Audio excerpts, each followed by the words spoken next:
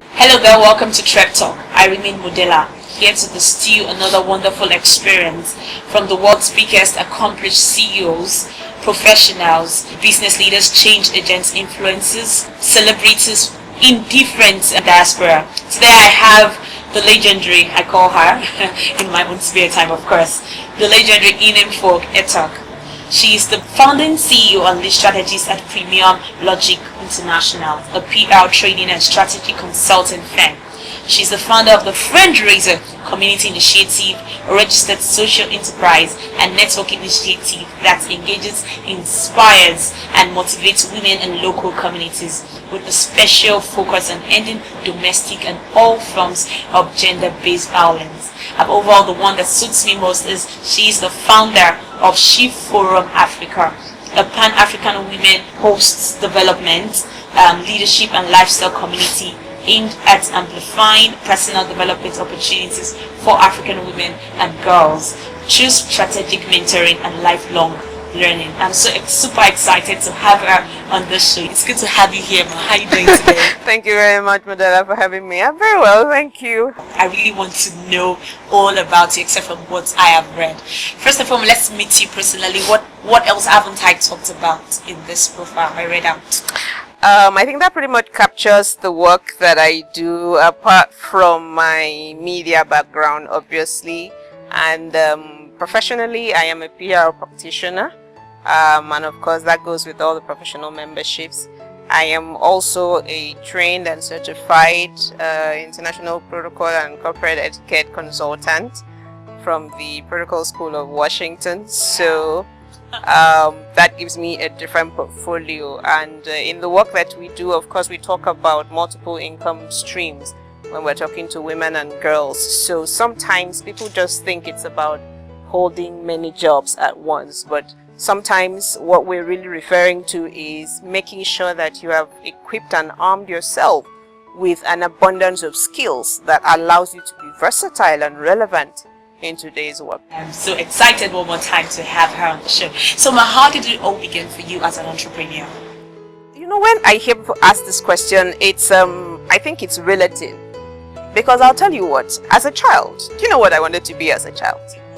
I wanted to be a pilot. So why? How did you find yourself being this? You and I know that I'm not a pilot.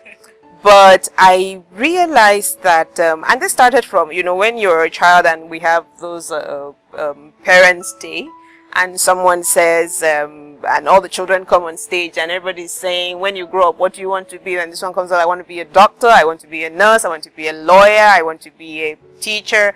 So when I came up, literally, what popped into my mouth was, I want to be the first woman pilot. So first, when you go back to that articulation, first woman pilot in Nigeria, which means that my consciousness or my subconscious was already sensitized along gender lines. So if you fast track, what's the work that I do now? These convenings, SheForumAfrica, Friendraiser, public relations, media, you know, all of these are platforms that allow us bring people together to exchange knowledge, to shape narratives, to shape life journeys, to empower people with the skills that they need to pursue the passions that they want to pursue, to live out the visions that they have about their life and work and businesses, and literally to live their life to their fullest potential. So, did I end up being a pilot? You tell me. You're extraordinarily vibrant pilot. I think I am piloting the affairs, Yes, you yes. know, of people's vision, of people's ideas, of people's lives, of people's skills, if you will. So I like to tell people, if you get to a point where you're confused about where you are in life, go back to that child. Go back to that person that your child's mind thought of. That is all the clarity that you need, because you don't need to put yourself in a situation where you're grappling with so many things. Everybody is born with a natural gift. So for me, going back to your original question, where did it all begin? So I think that pretty much answers for itself. The rest was following a path of conscious decisions, conscious choices in terms of what is going to add value, improve my marketability, because at the end of the day, we all want to earn an income. You keep pushing yourself along the lines of that profession. So for me, that's where it started, and it's a journey that is ongoing, and I probably never really reach the end, because each time you think that you're getting to the best point of your life, there is always another level after you have arrived. Okay, I need to ask you, because I'm going to relate it to your childhood goal aspiration of being a pilot. I know you never wanted to be a pilot who only conveys women. That's not the only aspiration you had. So I need to ask you now, because you are more of motivating women and of course leading them and teaching them to be a better person. So what motivated you into women mentoring and lifelong teaching? It would have to be my social engagements. As a child, I was very outgoing. I'm a quiet person, naturally very quiet person. But I find that I was very strong on extracurricular in school. So you find that this kind of, in a way, began to groom those skills of community, of hand-holding, of teamwork. You know, basic principles that you actually need for growing businesses, for thriving in communal spaces with other people. What is the challenge? And how can we harness the resources that we need to address this channel, and engaging the thought process that challenge requires. Those are basic entrepreneurship principles. So entrepreneurship is not just about buying and selling or creating and producing. You know, it's being able to engage the value chain of a thought process, be it an idea or service. So for me, that is what grew that. I remember being a part of a program that was convened by UNESCO when I was in nursery school, and when that program ended, we were given these little posters, which when I got home and gave it to my mom, she posted it on the bedroom door, and it said, "Early socialization is good for the growing child." You know, because those are the things that I find that built my character, that shaped how my mind worked, how I responded to scenarios. So early socialization is great for every growing child at any level. That is what shapes that child. Okay, now I need to ask you again, just to buttress the former point you talked about when we asked about what motivated you into women advocacy. Now I need to ask you, what's your favorite aspect of being a woman advocate? Lately, my favorite phrase is that women are custodians of grassroots economies. So that's like making an investment case for women. You know, if you really want to see positive outcomes in any sector of life, identify the women who are operating in that sector and invest in them.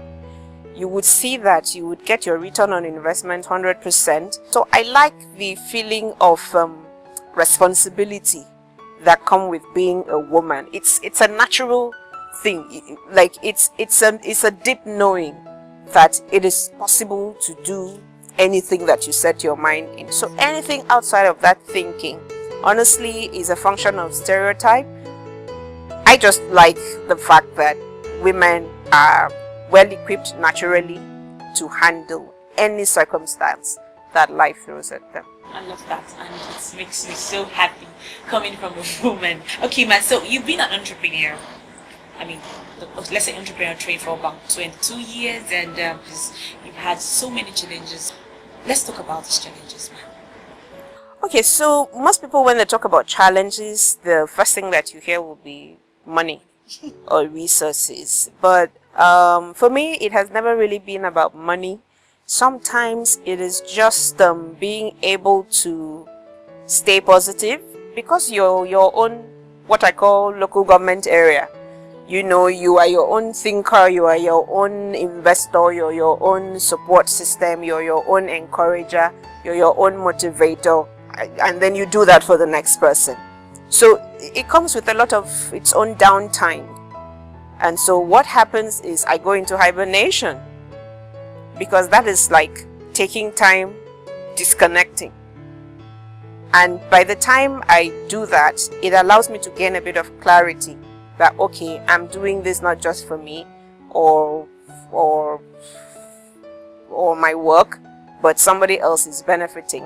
I love that. I think that answers the next question, which is how did you handle most of those challenges? Because it seems you came out strong. I mean, strong. Okay, we'll take a quick break, and when we come back, we're going to ask her further on some questions to touch to that.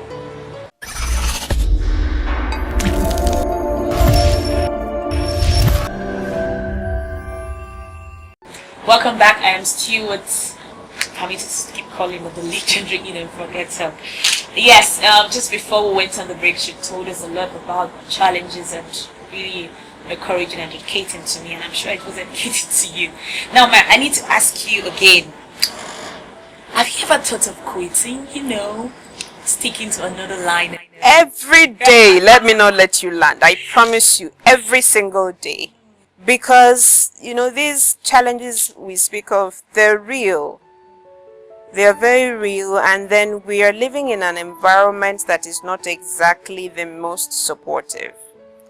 So if it is not electricity, it is water. There's so many, honestly, the environment is wired to give you depression, whether or not you are going through other things that really should give you depression, but just the environment that we find. So you need to be a super happy person, naturally, to wake up every day and want to go on. Sometimes I tell people, what's whistle. Whistle going to the shower, whistle while you're having your bath, whistle and dance, take a moment to dance and look at your eyes. Play your own music. I like to say, be your own sunshine. Play your own music. If the world is not giving you the music that you need to thrive, you create your own music. Whistle to it, dance to it, swirl around, have a bath, and come out and embrace the day. Well done, man. Well done. Inspiring. Now, what setbacks did you encounter, and how did you move on from those setbacks? I believe setbacks are way different from challenges. Yes. Let's talk about setbacks. Both planning and scheduling activities, they are almost synonymous with financing as well. So sometimes the setback that we encounter is not being able to take certain steps at the time when we hoped that we would have been able to take those steps. That for me is a deeper setback than if I was talking about financial issues. Now, a lot of people are watching right now, and some people actually sent some comments, which I didn't tell you about before the beginning of the show. I'm like, okay, you're interviewing Inimfon Etuk. I believe she's successful. Yes, she's successful. Now, how does she define success? Because a lot of people see success as having money, having to have cars and all that. Of course, you might have all that, but you might have another definition of success. So, how do you define success? Well, for me, success would pretty much have to do with balance. How one has been able to achieve relative balance in terms of your work life, your personal life, your scheduling, your timing, how your vision, your passion all interface and resonate with the values that you represent. So for me, that is success. Success is not definite. It's only as it relates to certain goals that you've set within certain timelines, because there's always a fresh layer of success. So it's in the little things, it's also in the big things, but it's about being able to achieve little victories and celebrate major breakthroughs. Okay, thank you very much. Now, for the benefit of people, because I'm sure a lot of the community of our entrepreneurs know you well, and but now let's talk about your greatest accomplishments. I really need people to know that your greatest accomplishment. Let's just probably from what year to now. Let's talk about the accomplishments. Have I really reached my greatest accomplishment yet? I don't think that I have. For me, nothing is really definite. That's like my personal policy.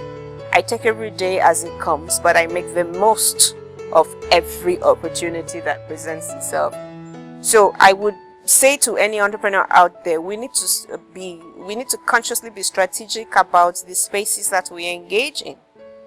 It's very important for your growth. Don't go anywhere blindly. Always identify what you want to take out of any situation and go there purposefully to be able to make those extractions. That's how you grow. I think we'll come to the advice part, we should hold that part. I'm still going to come back to that advice part. Now, I know you don't want to talk about your accomplishments, even though I know deep down you must have made some accomplishments and all that. Okay, now I need to ask about SheForum now. Now, from the word SheForum, a layman's knowledge would be like, it's a forum for women by a woman. First and foremost, before I ask about the expectations for this year, what is SheForum all about?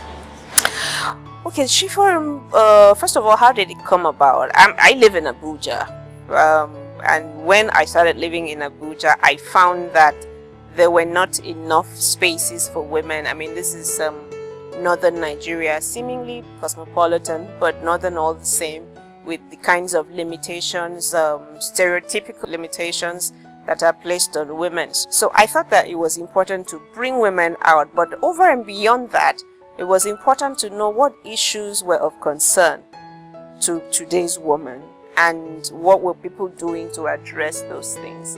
And so we started out from a fundraiser community, and we were holding monthly sessions where women came together and we would fix a topic and talk around it, and we were amazed, mostly entrepreneurial discussions, and you would be amazed at the issues that people were facing.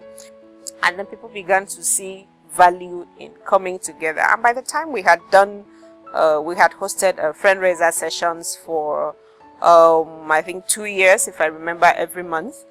We decided that we needed major convening that would bring people together because we wanted to scale up. So in 2014 we convened the first SheForumAfrica, and it was amazing. By the time that that program ended, you know, people just sat down and were talking to each other. You know, so the warmth and the community and the shared humanity that SheForumAfrica evolves, it's part of what really gives me this infinite joy in my heart, because it feels like we're touching lives. You know, I cannot really express it. And then so next thing, people were asking, when is the next one? So I was like, okay, so this has to become an annual program, apart from convening pockets of trainings and capacity building programs. So from 2014, we've done that consecutively every year. This year, 2019, is going to be the 6th edition. But beyond this year, I'm already planning for next year's forum, because the 7th anniversary is strategic, and there's going to be a whole different type of SheForum from next year. But for this year, we are going big on the conversation in terms of entrepreneurial growth for women, access to finance, very big. Like I said, I've just come from the funding space, and there's so much funding that is now dedicated and targeted at women and women-owned businesses. But guess what? Women are not accessing those funds, because first, like I rightly expressed, a lot of women don't even know that they exist. And it goes back to me saying, don't exist in silos. We need to know that you are there. We need to know that you exist. We need to know what you are doing. But if you're doing this thing in your own little corner, nobody gets to know. And you cannot also put yourself in a situation where you can access resource, where you can access the kind of support and funding that you need to scale your business.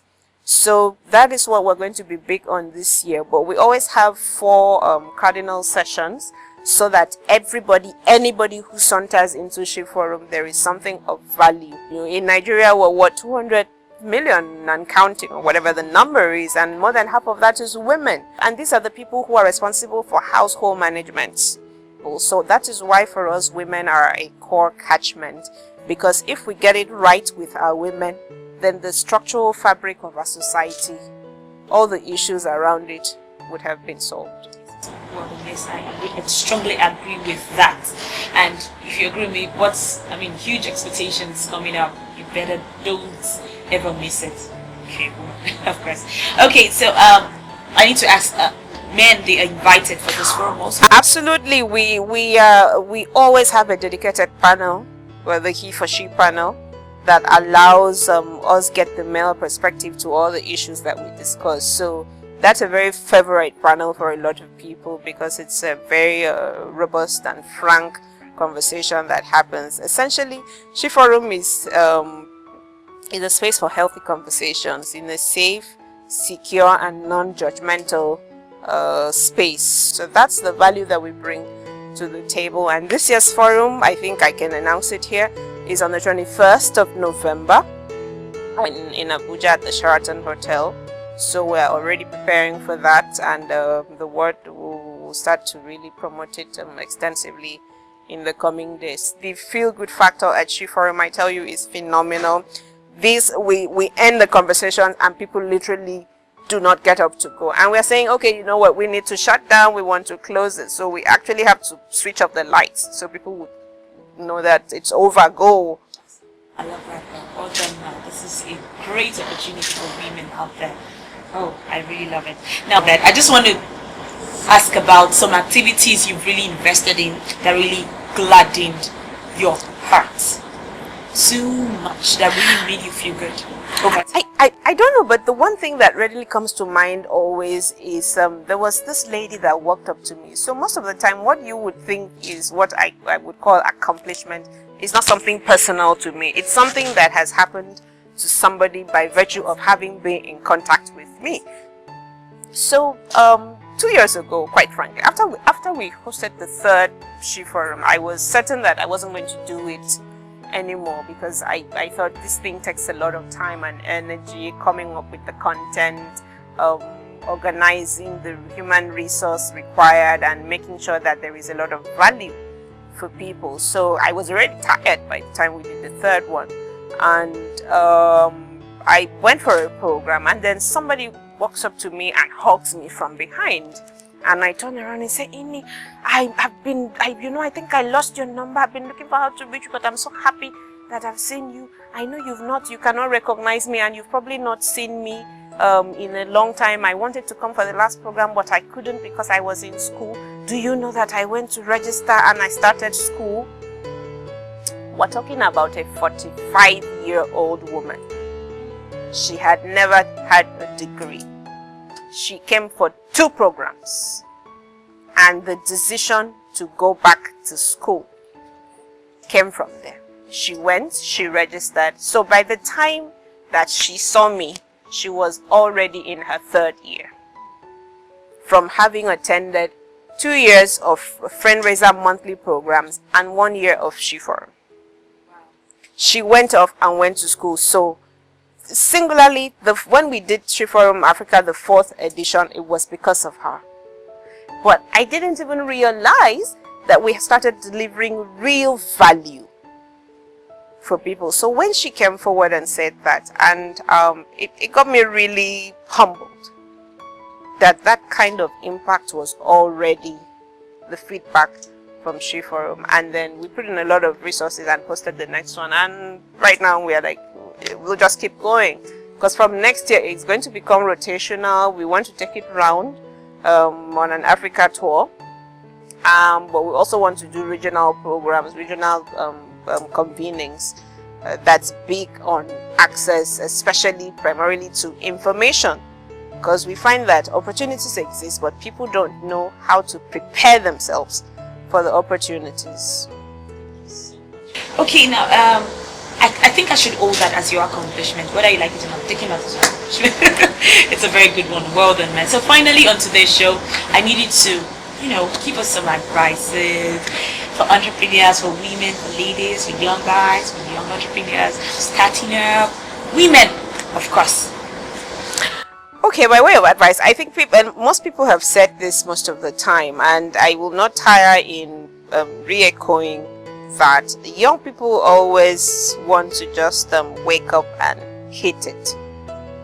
But there's a lot of steps that you can still not ignore, even if you think that you know it all or that you are already excelling in what you're doing. So those are steps that may not work for you now, but if you miss the opportunity of getting past those steps, you would regret it in later life. So volunteering is very important in terms of learning skills, but also in terms of strengthening the skills that you already have.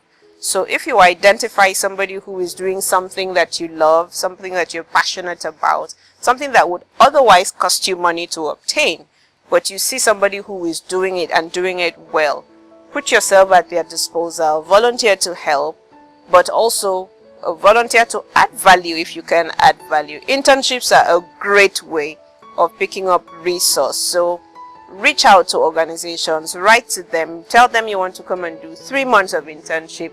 People always welcome resource that they don't want to pay. But guess what? The truth about internships and volunteering is that by the time these organizations see the value that you represent, they begin to discuss terms.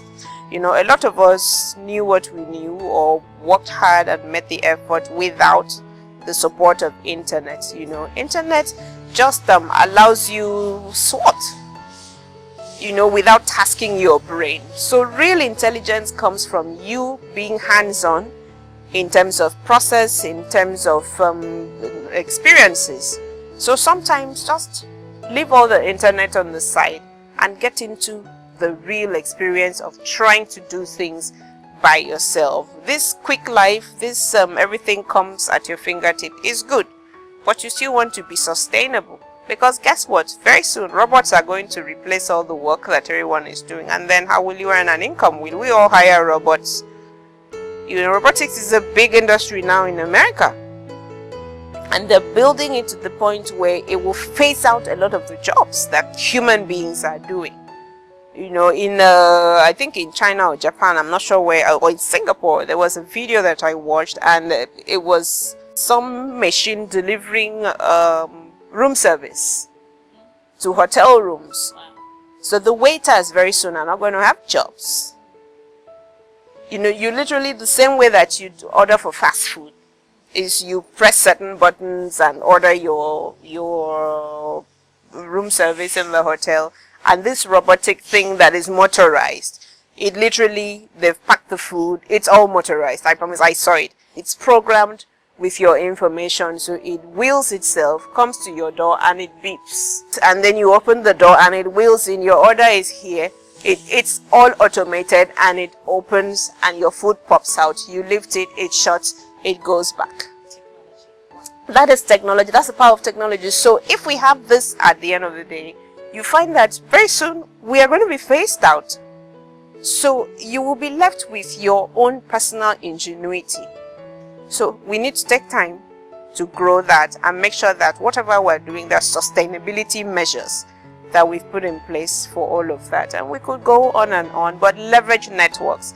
You can never have enough new contacts that are of value. Leverage networks.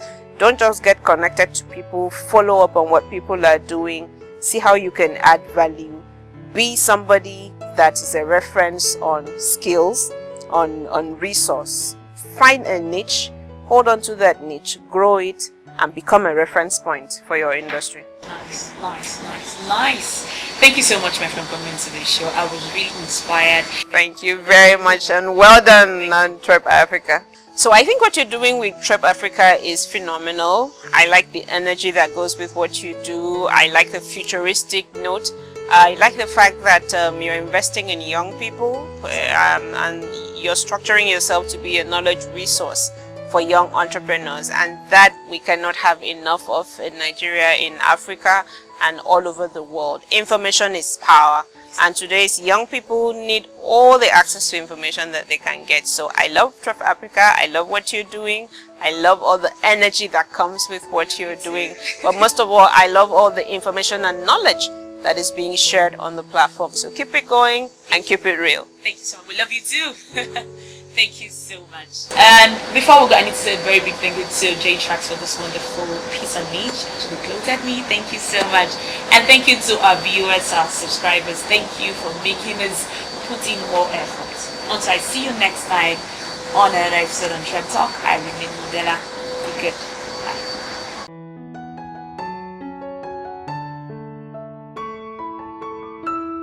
TrepAfrica. Imagine more.